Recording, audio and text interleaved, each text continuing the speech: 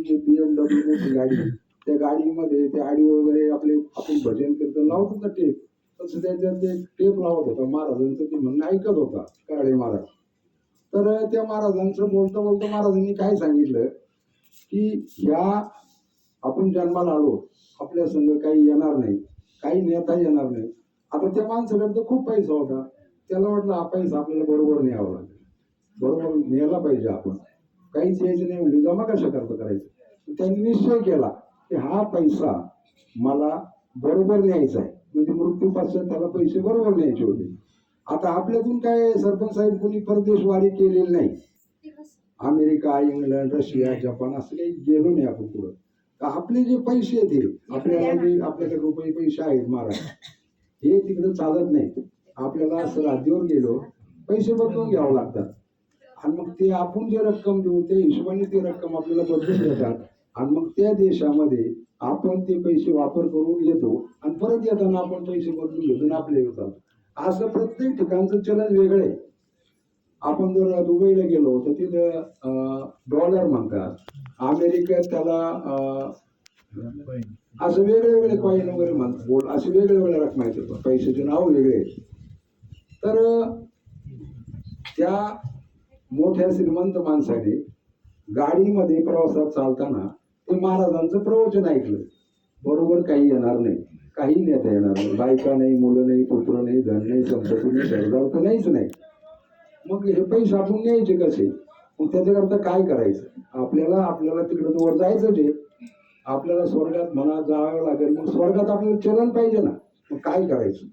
मग त्यांनी काय केलं, ती कोणाची कॅसेट आहे त्या महाराजांची, कोणत्या महाराजांनी ते सांगितलं की काही बरोबर नेता येईल. मग त्यांनी त्या महाराजांचा शोध घेतला आणि त्या महाराजांकडे गेले. महाराजांकडे गेल्यानंतर म्हणले, महाराज मी खूप पैशावाला आहे, मला हे पैसे बरोबर न्यायचे, मी काय करू? महाराज म्हणले, तुला तुझी काय असेल तेवढी रक्कम बरोबर नेता येईल आणि तुला ती खर्चही कधी करता येईल. मग काय करायचं त्याच्याकरता? तर त्यांनी सांगितलं की जसं परदेशात गेल्यानंतर आपण चलन बदलून घेतो, तसं स्वर्गातलं चलन वेगळं आहे, आणि ते चलन मिळवण्याकरता पृथ्वी तलावर तुझ्याकडे आज काही जो पैसा आहे तो चांगल्या मार्गाने खर्च कर. दिन दुबळ्याला पैसे दे, एखाद्या गरीब विद्यार्थ्याला शिक्षणाला पैसे दे, एखादा दवाखाना काढ, किंवा पंक्ती घाल, जीव घाल, लोक हरिनाम सप्ताह कर, पांडुरंगाचं नामस्मरण कर. आणि हे सगळं केल्यानंतर जेव्हा तू जाशील तर तिथं त्या सीमेवर गेल्यानंतर या नामस्मरणाने, या अन्नदानाने, या वारीमुळं, पांडुरंगाचं नाव घेतल्यामुळं तुला तिथं ते चलन मिळेल, आणि त्या चलनाचा वापर तू स्वर्गात करू शकशील, म्हणजे तुझी संपत्ती तुला बरोबर नेता येईल. तशी आपल्याला आपण चाललोय रस्त्याने, चाललोय तर आपल्याला आपलं काहीतरी संपत्ती बरोबर न्यावं लागेल ना. संगती आपली बायको येणार नाही, पोरं जाळून टाकतील, कोणी काही येणार नाही, पण आपल्याला आपली सोडवण करायची. आपल्याकरता आपण काहीतरी केलं पाहिजे, म्हणून आपण वारीत चाललोय. जेवढं होईल तेवढं सत्कर्म आपण करायचं, घरी गेल्यावर सुद्धा ते करायचं. या पद्धतीनं आजपासूनच आपण असं एक नियम करायचा, आपले किरकोळ आपण करा सोडून. आपण जे काही घरी गेल्यानंतर कोणाशी तक्रार करायची नाही, असं किरकोळ वाद त्याला माफी मागायची, वाद सोडून द्यायचा, एकमेकांसंग गुन्ह्या गोविंदाने प्रेमाने राहायचं. आणि अशा पद्धतीने, कारण प्रत्येकाच्या हृदयामध्ये राम आहे, तुमच्या हृदयात राम आहे, माझ्या हृदयात आहे, तैसा हृदयामध्ये राम. आपलं स्वतः देव आहोत. आपण जर ठरवलं आपल्याला देव व्हायचंय, आता ठरवीत नाही गोष्ट वेगळी, आपण फक्त ठरवतो मला 3 गंजी माडी बांधायची, देव व्हायचं कोणी म्हणतच नाही. मला गाडी घ्यायची, मला अमकं करायचं. देव व्हायला जर एखादा गेला तर म्हणजे पहा त्यांनी आतापर्यंत काय केलं, आता देव व्हायला लागला, संत व्हायला लागला, म्हणजे माणसं लोक काढतात. आपण त्याच्याकडे दुर्लक्ष करायचं, चांगल्या मार्गाने वागायचं. तर तैसा हृदयामध्ये राम. प्रत्येकाचं आपण काय करतो, राम राम राम राम म्हणतो, भेटल्यानंतर दोनदा राम राम काय म्हणायचं. तर राम या शब्दामध्ये 54 अक्षर येतात.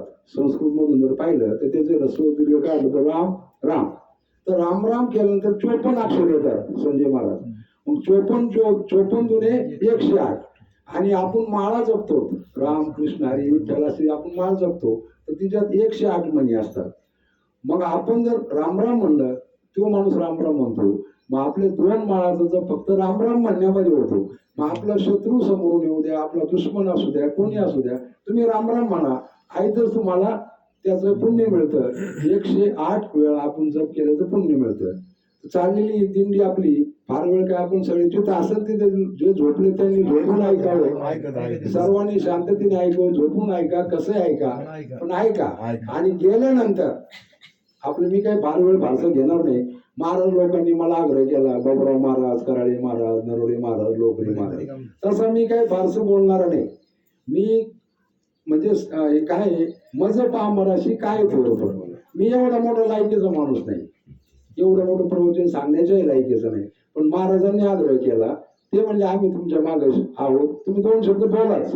म्हणलं बोलतो बा, तुम्ही मला आशीर्वाद द्या.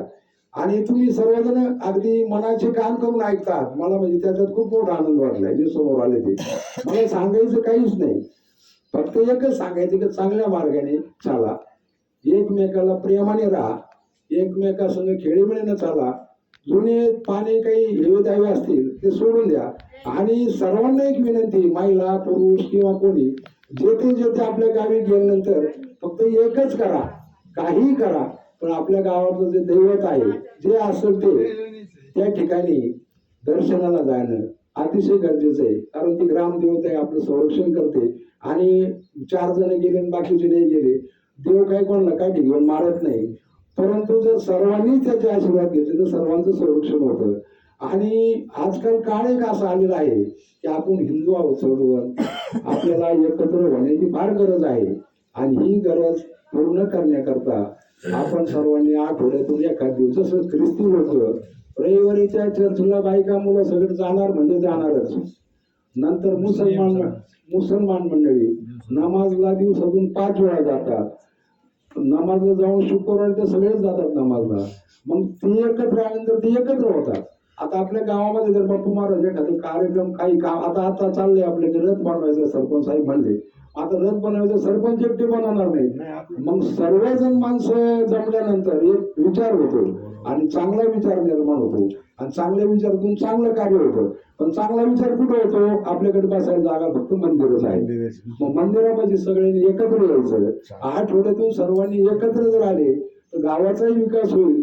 आपण सगळे एकमेकाचे खेळीमेळीने राहू, आनंदी आनंद होईल. किरकोळ भांडणतंडे असले ते तिथे मिळतील. म्हणून सर्वांनी एक निश्चय केला पाहिजे. निदान आपले वारकरी आले महाराज त्यांनी सर्वांनी करू की आपलं रविवारी अर्धा तास मंदिरामध्ये बसायचं.